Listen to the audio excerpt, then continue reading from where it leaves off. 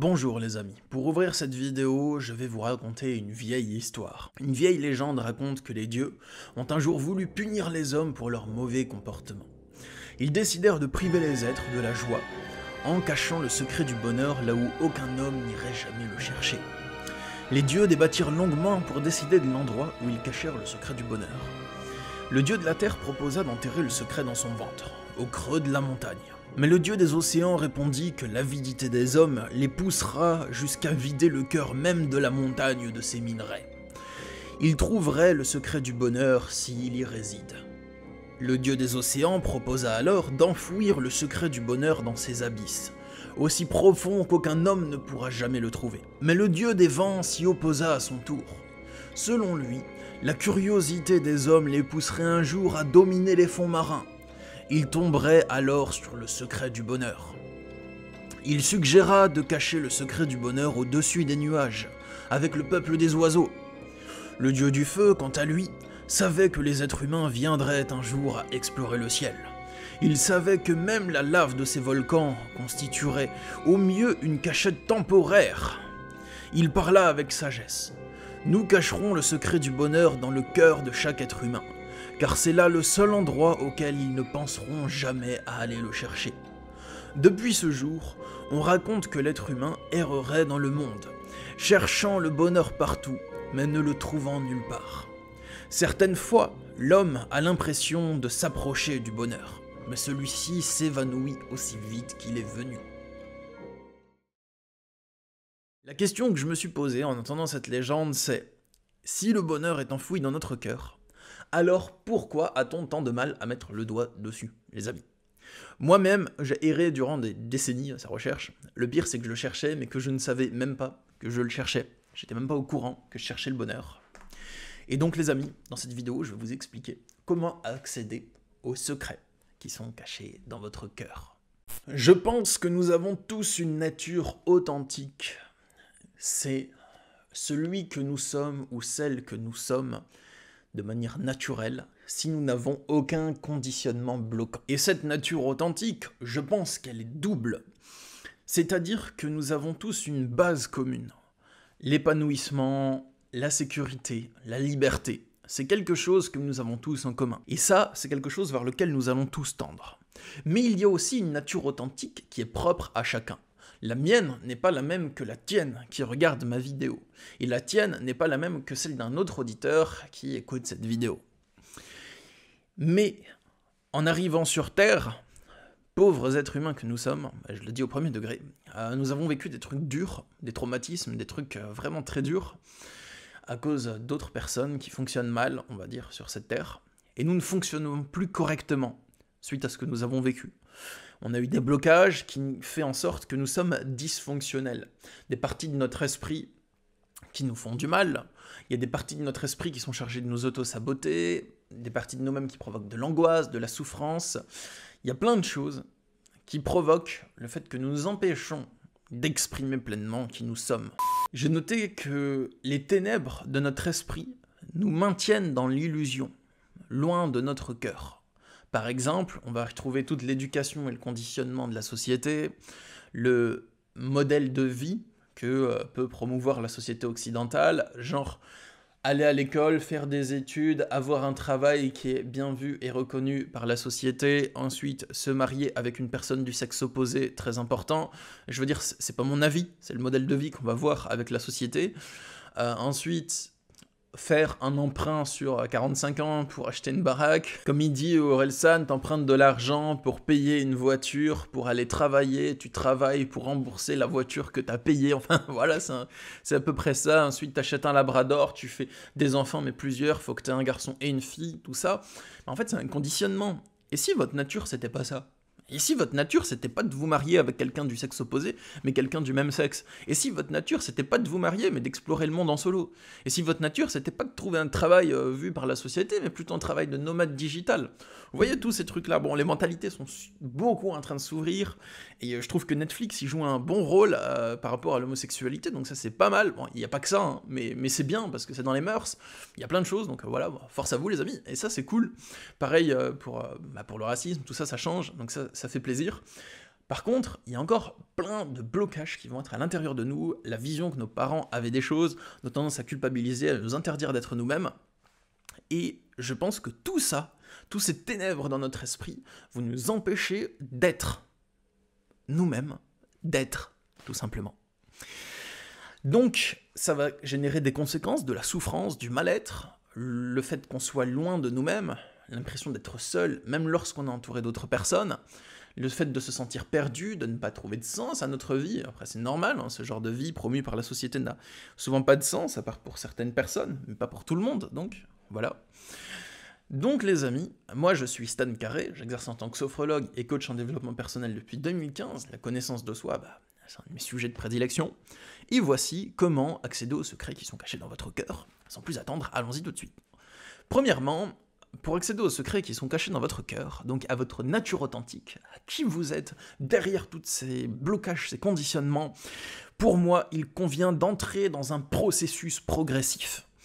C'est un long processus qui prend du temps, comme une fleur, elle ne s'ouvre pas en une seconde, elle s'ouvre progressivement en plusieurs jours. Et bien vous, ça va prendre plusieurs années de le faire. Le processus progressif, c'est que au fur et à mesure du temps, au lieu de fonctionner comme vous avez toujours fonctionné, vous allez commencer à vous poser des questions. Qui suis-je? Comment est-ce que je peux m'épanouir? Qu'est-ce que j'aime faire dans la vie? Qu'est-ce qui me procure vraiment du bien? Qui je suis quand je suis vraiment moi-même? Quels sont mes blocages? Comment les surpasser? Et rien que le fait de se poser ces questions et d'enquêter pour trouver les réponses, ça vous amène à vous ouvrir et à être vous-même et à accéder aux secrets. C'est une course au trésor, en fait. Pour accéder aux secrets qui sont cachés dans votre cœur, il n'y a pas un bouton qui va tous les libérer. Il faut progressivement les trouver un par un et les laisser se matérialiser dans notre vie un par un. Pour moi, c'est comme ça que ça fonctionne et pas autrement. Ensuite, il faut attiser la lumière du cœur, laisser percer les ténèbres de votre esprit. Et pour l'attiser, il y a plein de choses qui marchent. Il y a écouter des musiques, regarder des films qui vous font vibrer. Il y a le fait de faire des choses qui vous font vibrer et de faire de plus en plus de choses qui vous font vibrer. Je ne sais pas comment on appelle ça, je crois qu'on appelle ça l'élévation des normes. Si votre norme, c'est de vous empêcher d'être vous-même, eh bien, le jour où vous allez faire des trucs qui vous font kiffer et que vous allez les répéter, ça va être votre nouvelle norme et vous allez vouloir aller plus loin dans les trucs qui vous font kiffer. Donc si par exemple, je suis une personne qui dépense tout mon argent pour les autres, et jamais pour moi, le jour où je vais m'acheter un petit truc qui me fait plaisir, m'offrir un petit voyage, en fait, je vais y prendre goût. Et je vais m'en offrir un autre, puis un autre, et ça va devenir mon habitude. Et là, je vais vouloir aller plus loin. Et m'offrir encore des meilleures choses qui me permettent de m'épanouir encore et encore et encore. Donc le but, c'est pas d'aller dans une course à l'égoïsme, mais simplement d'être soi-même, de se faire du bien. Faire du bien aux autres, c'est important. Mais soi-même, on est aussi un autre. Faire du bien aux êtres humains, c'est important, mais soi-même, on est aussi un être humain. Donc c'est ça qui est important de conscientiser. Et pour moi, c'est un processus progressif. Donc plus vous allez vous faire du bien, plus vous allez ouvrir le goulot pour laisser passer la lumière de votre cœur et la laisser venir au premier plan de votre esprit.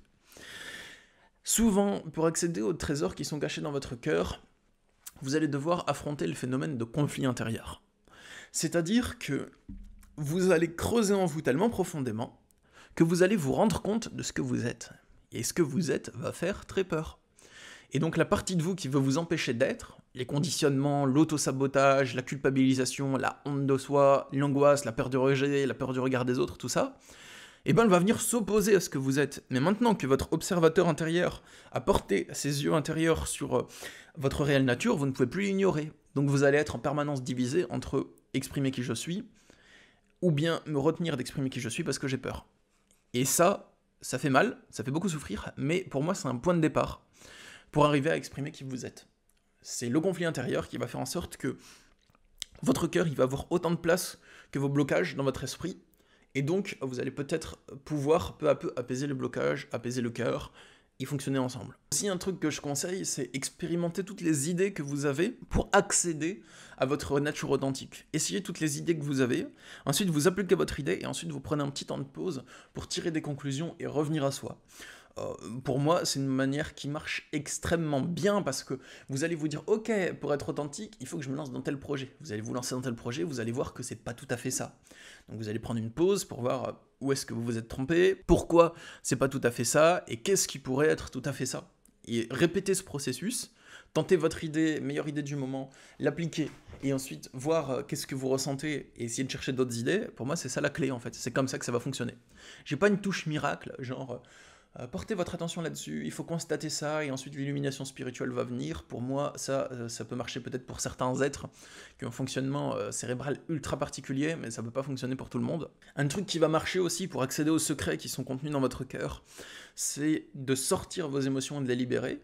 Parce que si vous avez vécu une situation familiale avec des personnes qui vous ont oppressé, qui vous ont empêché d'être qui vous êtes réellement et de le montrer, eh bien, vous avez probablement plein de colère, de rancœur, de peur accumulées à l'intérieur de vous, et des fois vous en avez même pas conscience. Donc le fait de les libérer, de faire du sport, de la boxe, d'aller dans des constellations familiales, les ateliers constellations familiales pour vous libérer, de parler à un professionnel de la relation d'aide, à un psy, ce genre de choses, d'écrire, tout ça. Soit les démarches créatives qui vont vous aider à sortir toutes vos émotions dans la création, soit le catharsis pour écouter des personnes qui sortent leurs émotions, des musiques énervées, ça va vous permettre de faire passer votre colère, tout ça.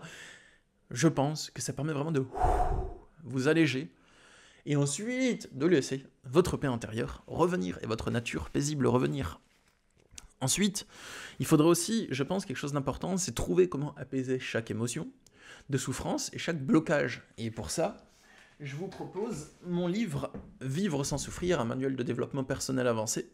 Donc, dans ce livre, j'ai décrit comment dépasser chaque émotion de souffrance, la culpabilité, les relations toxiques, l'hyper-empathie, enfin voilà, je parle de absolument chaque émotion de souffrance bloquante, et j'y donne beaucoup de clés psychologiques dans les actions pour faire en sorte que votre cerveau ne produise plus cette émotion, mais pas en la masquant, mais justement en la transcendant, en vous élevant totalement au-dessus.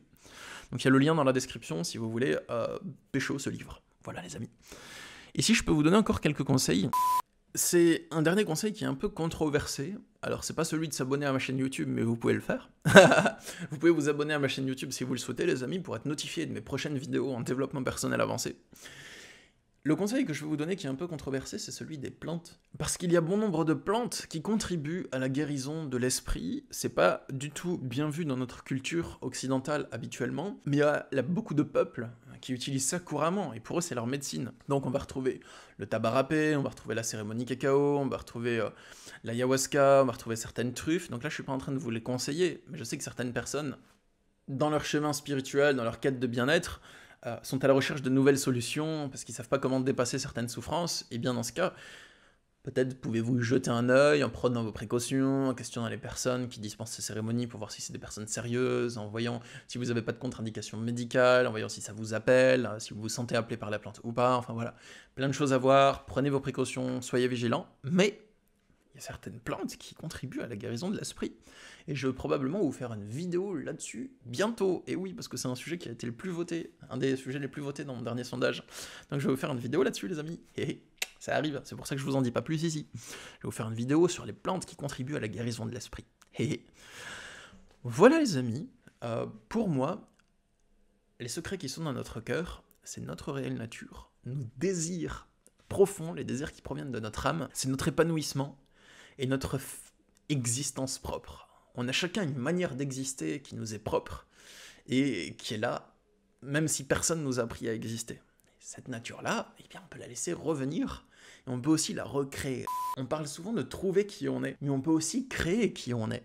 Ça redonne plus de pouvoir, je trouve, que simplement trouver qui on est, qui sous-entend qu'on doit faire des fouilles archéologiques à la recherche d'un trésor.